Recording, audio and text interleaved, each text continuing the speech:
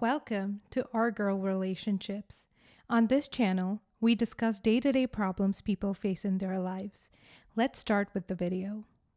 I visit my sister and her new husband, and he tells me something behind her back that makes me run away from the house in tears. So this happened earlier this summer. I was invited over to my little sister's place. She was newlywed and got the chance to marry her high school sweetheart. I would say their relationship was exactly like the ones you see in teen movies. They looked madly in love, consistently all over each other, acting all snuggly at all times, and it truly warmed my heart seeing their puppy love. Overall, they dated for 8 years, so saying that I knew her husband well was an understatement. He would spend most of his holidays in our house. He visited my sister often, and he always acted like a true gentleman. On special occasions like Valentine's Day, he would buy gifts for my mom and me as well as my sister. Everyone in my family adored him. When they announced they were getting married, it was no surprise to any of us. I mean, we saw it coming a mile away, and I was very happy for my sister. Now, back to that summer night. I spent that afternoon preparing food to take with me. Then I got dressed and all dolled up. I've always been extremely girlish. I don't know if any of you had a brat's face as kids, because I sure did never grow out of mine.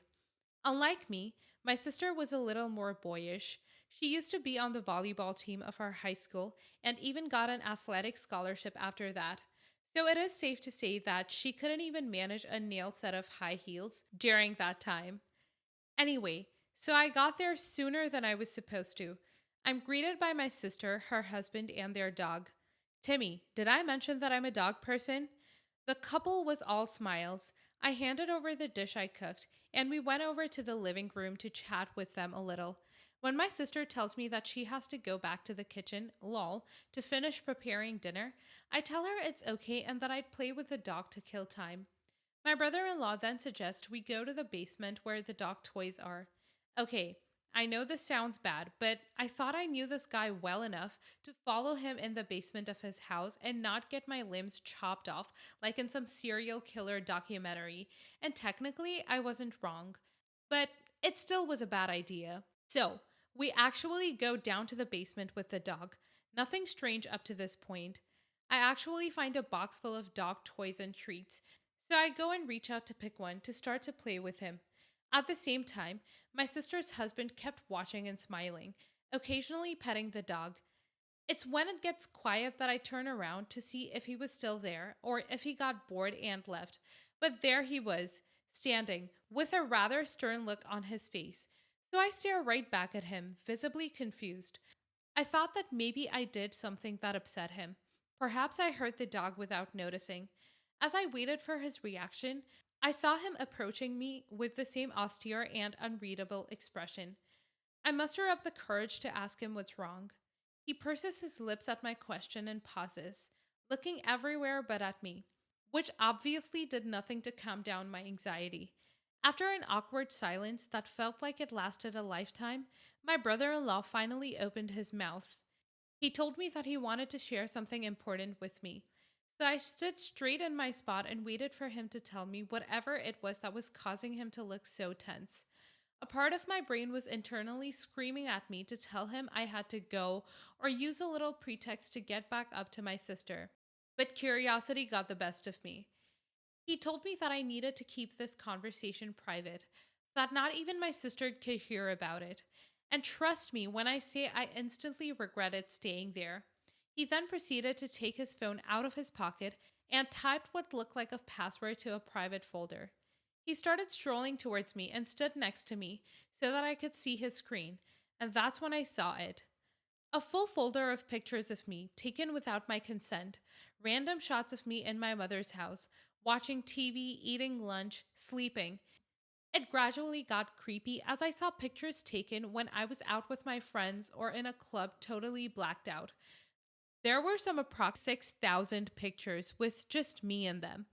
I couldn't even look at his face from how utterly shocked I was. My brother in law could clearly see I was nervous, so he tried to talk to me to calm me down, but ended up making it worse. He then confessed to me that in reality, I was the one he fell in love with. that he would always admire me from afar back in high school. But because I was 2 years older than me, he never dared to ask me out and instead decided to use my sister as a way to get closer to me. He said that at first his goal was to date her for a few months in hopes of gaining access to our home and thus to me. But because of how strong my relationship with my sister was, he knew his plan would only backfire. I kept staring, eyes wide and hand crossed around my chest to create some safe distance between us. I couldn't believe what I had just seen and heard.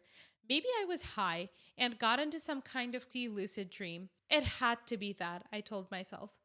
But once again, I was pushed back to reality when I felt two big hands that were obviously not wrapped around me. The dude had the audacity to try and give me a hug, as if it was the right thing to do after confessing to being a stalker and involving my poor sister in his psychotic mess. I immediately pushed him away from me. It earned me a pained look from him, but I was far from feeling bad for him. All I could think of was my sister. What if she discovered this? But isn't her staying with him even worse? She deserved to know the truth. But how could I ever announce to her something like this? It would absolutely break her. Hell, I'm not the victim here, and I still feel nauseated. Tears started forming in my eyes, and I realized I couldn't hold up much longer.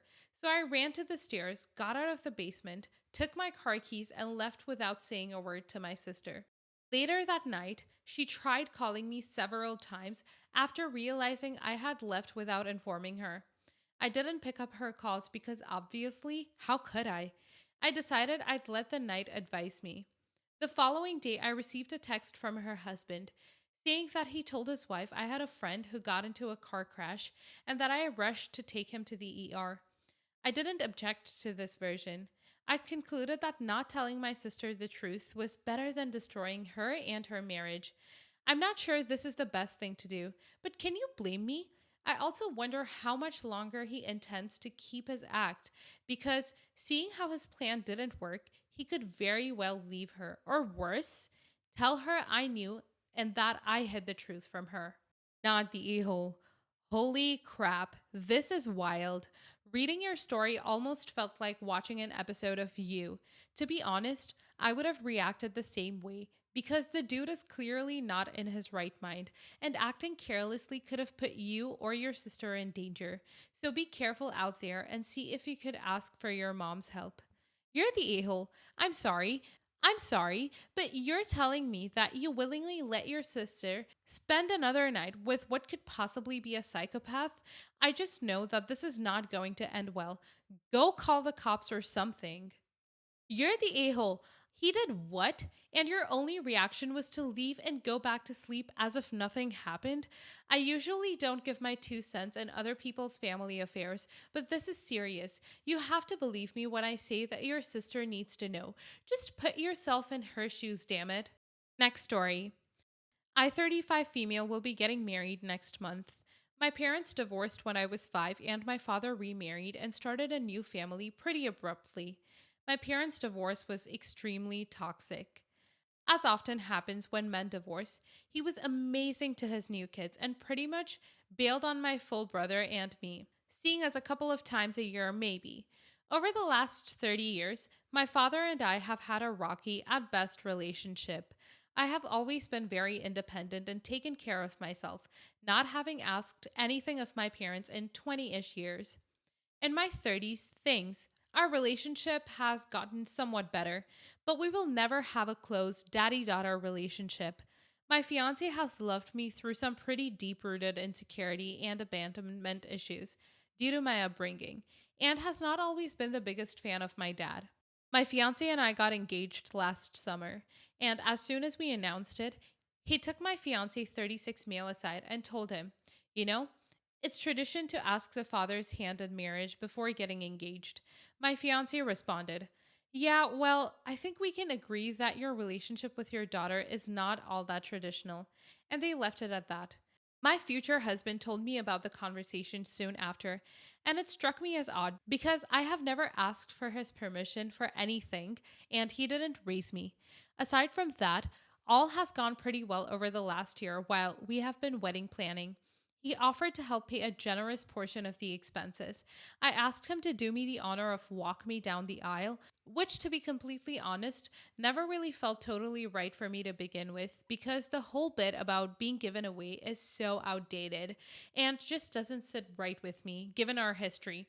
But I thought it would be important to him.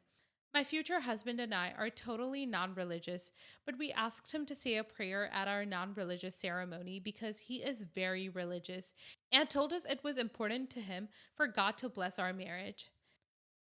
A couple of weeks ago, I was on the phone with him and he was insisting that he would wear jeans to my ceremony.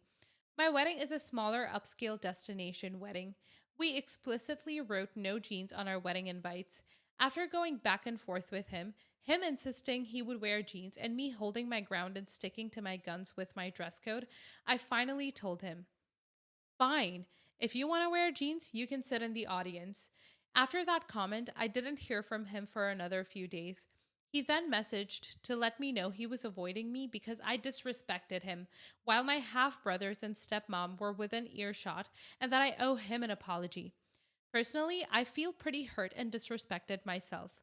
The least this man can do for me is wear a suit to my wedding. In my eyes, telling him he would not walk me down the aisle was a reasonable response to him crossing my boundaries and my dress code for my wedding, and I do not believe I owe him an apology. Not the a-hole. This is not a hoedown. This is your wedding. If he has so little respect for your wishes, he can sit in the audience as you mentioned. Jeans are not appropriate at your wedding, and the fact that he's making this his hill to die on is just mind-boggling. I really hope he'll come around and wear a nice suit for you.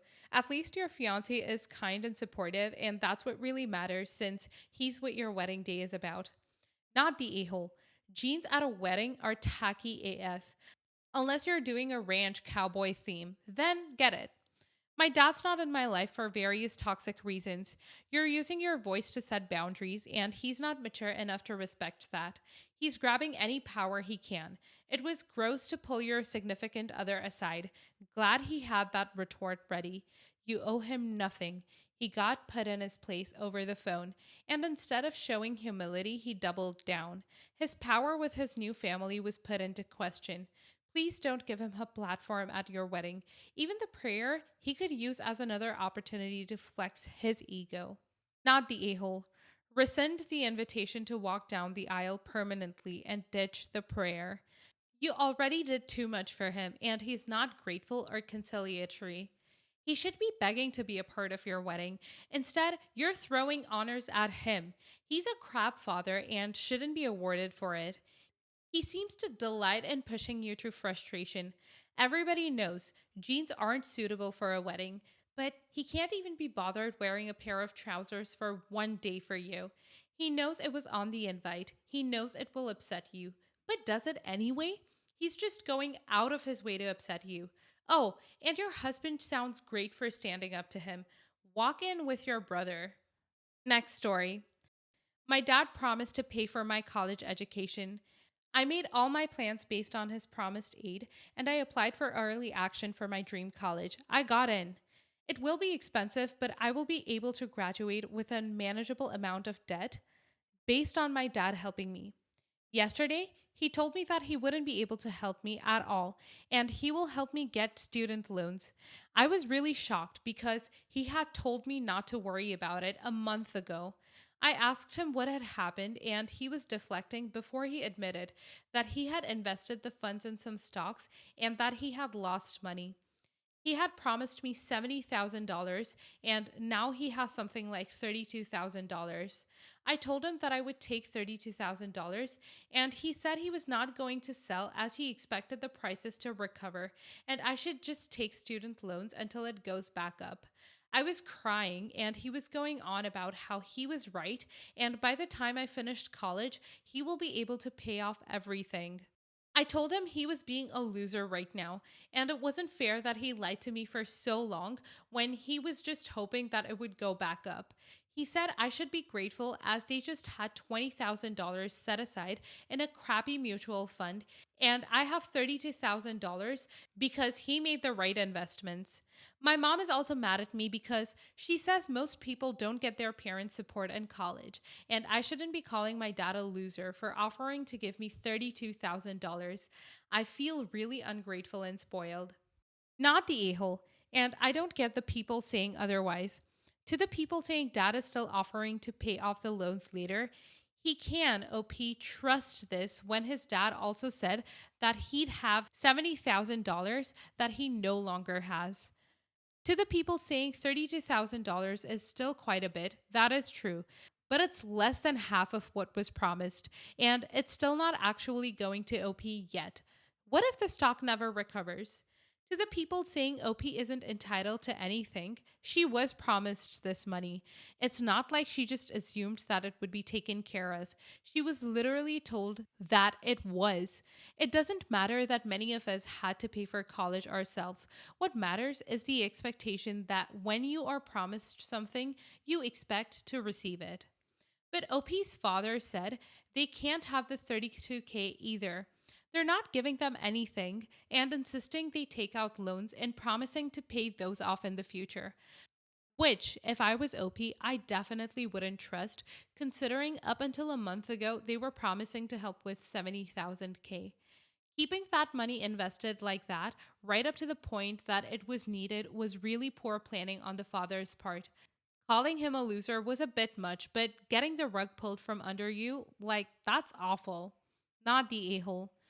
You're the a hole. The stock market is down, and he is 100% in the right wanting to wait.